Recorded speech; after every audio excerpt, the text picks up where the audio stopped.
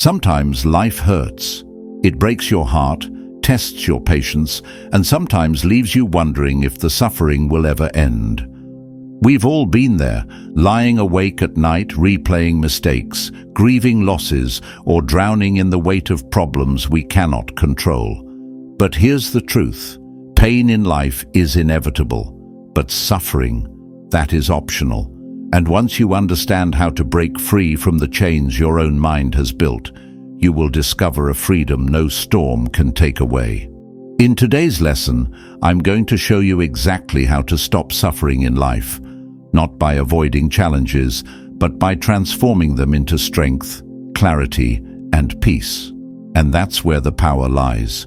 Because if suffering comes from the mind, then freedom from it can be trained by the mind. Please stay with me till the end. Step 1. Accept the nature of life. Most suffering begins not with pain itself, but with resistance. We resist what life naturally brings: loss, change, uncertainty, imperfection. We demand permanence in a world that thrives on change. We demand fairness in a universe that never promised it. We demand comfort in a reality built on struggle and growth.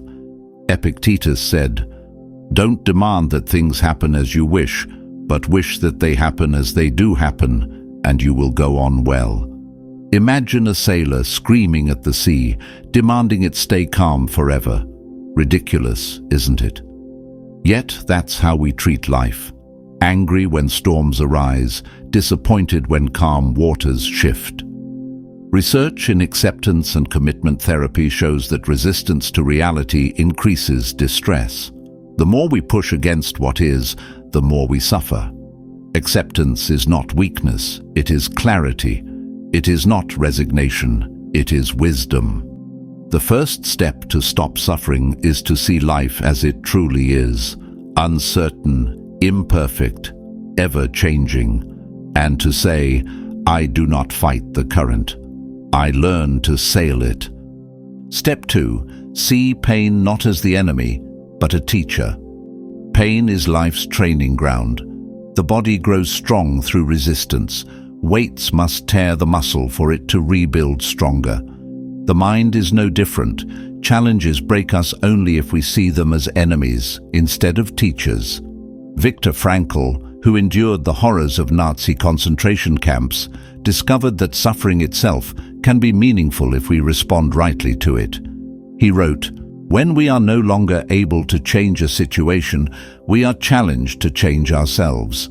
Modern psychology supports this. Pain, when reframed, creates post-traumatic growth, a deeper resilience, gratitude, and wisdom born from trials. Every scar can become a teacher if you allow it. Step 3. Build a mind that cannot be shaken. The Stoics spoke of building a citadel within, a fortress of character, reason, and virtue that no external blow can breach. Nelson Mandela, though not a Stoic, embodied this. Imprisoned for 27 years, cut off from family and freedom, he emerged not broken, but stronger, radiating forgiveness and wisdom. His secret: his captors could chain his body, but not his mind. This fortress is built by daily practice, discipline, meditation, journaling, self-control. Just as we train the body with exercise, we must train the mind with philosophy. Without this, we are slaves to every shifting wind of fortune. With it, we are unshakable. Step 4. Anchor yourself in purpose. A life without purpose magnifies suffering because pain without meaning feels unbearable. But with purpose, even great pain becomes endurable. The Stoics knew this too. They believed our highest purpose is to live in harmony with nature and reason, guided by virtue, justice, courage, wisdom, and temperance. When you live by purpose, hardships transform into stepping stones toward your mission. Write down your purpose in one sentence. Each day, tell yourself, "I am here to serve, to grow, to live with courage." When suffering comes, return to your why, and it will give you strength to endure. Step 5. Embrace the power of gratitude. Gratitude turns suffering on its head.